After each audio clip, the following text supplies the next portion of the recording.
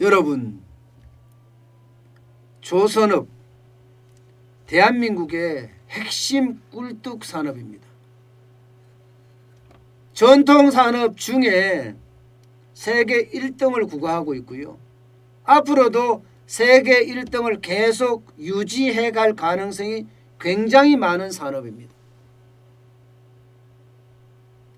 사실 조선업 작년 초만 하더라도 위기란 이야기를 서스럼 없이 다 내뱉었어요.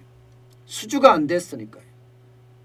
한 해 목표액에 1분기가 끝났는데 6% 7% 달성했어요. 1분기가 끝났는데 2분기가 끝나더라도 이게 10% 20% 수준에서 머물고 있네요. 야, 참 환장할 노릇이다. 우리의 핵심 산업이 이렇게 무너지는구나. 여기에 달려있던 자영업자들, 협력업체들 굉장히 어려워지는구나. 이렇게까지 이야기를 했습니다. 3분기를 지날 때까지만 하더라도요.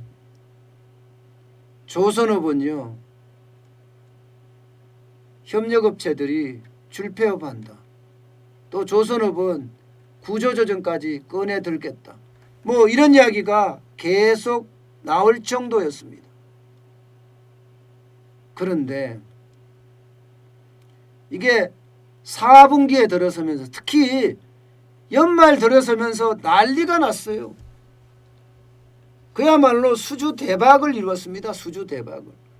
오늘 수주하면 다음날 수주하고 다음날 수주하면 그 다음날 수주하고. 아니 한 해 목표 중에 3분기가 지났을 때까지 뭐 30% 40% 이렇게 이야기하던 조선업이 12월 한 달 동안에 80%까지 끌어올리는 기함을 토했습니다. 게다가 연초에도 지금 난리예요. 연초에도. 현대중공업 그룹 계열의 한국조선해양, 아시아해운사와 15,000 TEU, 이 TEU라는 것은요 컨테이너 길이를 말합니다. 그러니까 컨테이너 길이를 말하는 단위인데요. 6m 길이의 컨테이너 하나를 1TU라고 합니다. 1TU. 15,000 TU면 15,000개가 실린다는 이야기죠. 초대형 컨테이너선이죠. 이거 6척이나 수주했습니다. 금액으로 9억 달러예요. 우리 돈으로 9,800억 원입니다. 삼성중공업도 마찬가지입니다. 펜오션에서 LNG 운반선 한 척을 수주를 성공을 했습니다. 올해 초입니다. 이게. 대우조선해양은 올해는 못했습니다만 작년에 엄청난 계약건을 따냈죠. 23,000 TEU급 6척 1조 800억 원의 계약을 따냈습니다. 야, 이렇게 웃음이 나온다고 이야기합니다. 조선업계 쪽에서. 도대체가 거의 불가능하다고 이야기했던 것들이 한꺼번에 이루어지니까요. 그런데 그 실적들을 잘 살펴보니까 모두 한마디로 귀결되더라 이거예요. 한마디로. 뭐냐? LNG. LNG 선이더라. LNG 추진선이 됐든 LNG 운반선이 됐든 이 LNG 추진선에서도 몽땅, LNG 운반선에서도 몽땅 이렇게 싹쓸이를 지금 대한민국이 했다는 이야기예요. 이게 이렇게 될 수밖에 없는 게 코로나19의 영향이 오히려 수주를 안 하다가 오히려 수주에 또 영향을 미치기도 했다는 이야기입니다. 무슨 말이냐고요? 코로나19가 전 세계를 강타하니까 지구의 하늘이 맑아졌습니다. 지구의 대기가 깨끗해졌어요. 전 세계 사람들이 하늘이 깨끗하다는 걸 다 봤어요. 친환경에 대한 관심이 폭발했습니다. 폭발.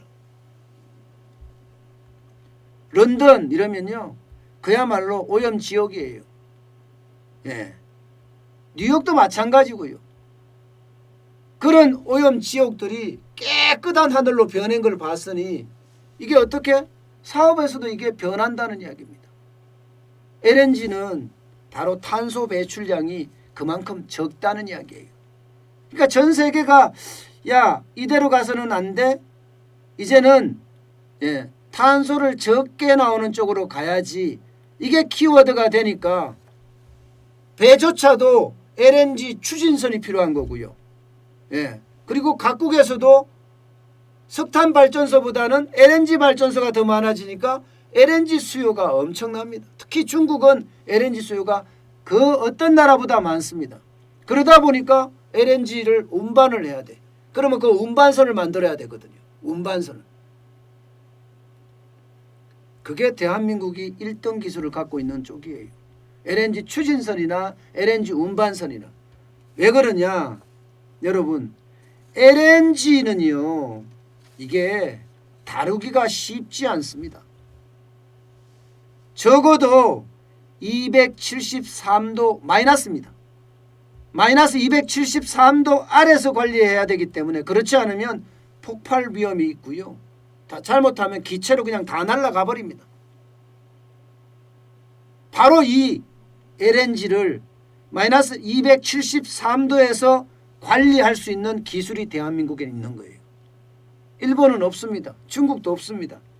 일본은 그동안 1980년대 이후에 조선기술의 투자를 사실상 중단해서 이 기술을 확보하지 못했어요. 그런데 대한민국은 이거 갖고 있어요. 중국은 아직 건접하지도 못해요. 그러니 여기에서 대한민국이 완전히 환경적으로도 1등을 해버렸고 기술적으로도 1등을 해버렸어요. 그러니 LNG에 관한 한 대한민국이다. 이런 말이 나올 수밖에 없었고요.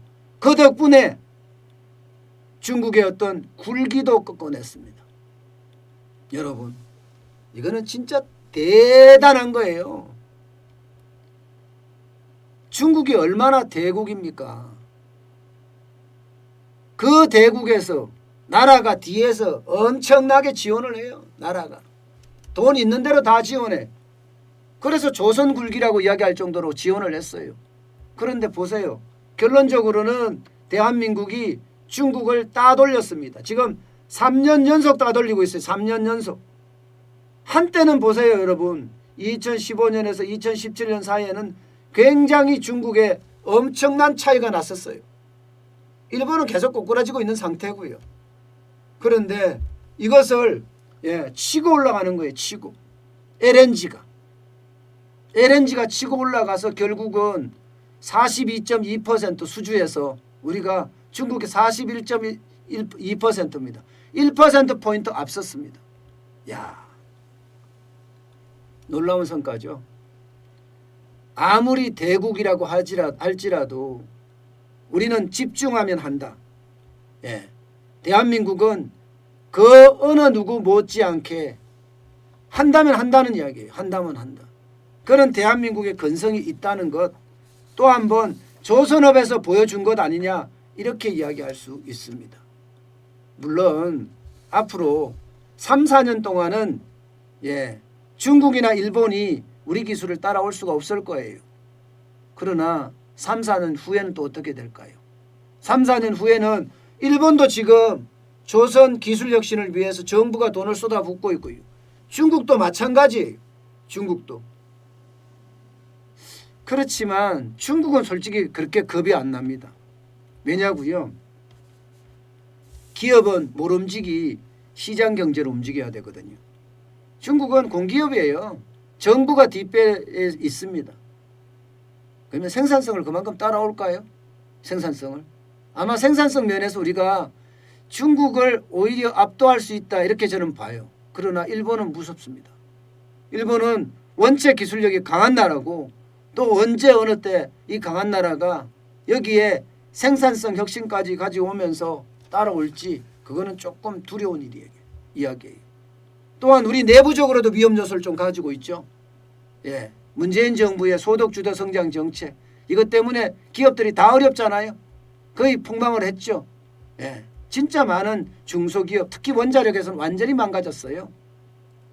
그래서 이게 내부로부터의 적도 아마 조선업에서는 굉장히 어려운 숙제가 아닐까 또 한번 생각을 해봅니다. 어쨌든 한국인의 기상, 대한국인의 기상은 조선업에서 계속 여지없이 발휘되고 있다. 이렇게 저는 보고 싶습니다.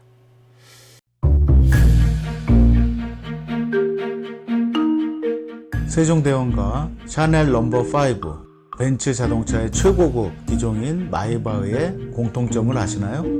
바로 침향입니다. 침향이란 동남아시아에서 자생하는 침향나무가 상처를 입었을 때 스스로를 보호하기 위해서 분비시키는 침향나무의 진액입니다. 진침향은 태국산 침향과 러시아산 녹용, 그리고 국산 홍삼, 백봉령, 산수유, 당귀, 숙지향, 꿀로 이루어진 침향환으로 만성 피로나 또 스트레스, 기력이 저하된 직장인분들, 또 수험생들, 연세 드신 어르신분들이 드시면 좋은 환입니다. 진침향 여러분들께 자신있게 권해드립니다.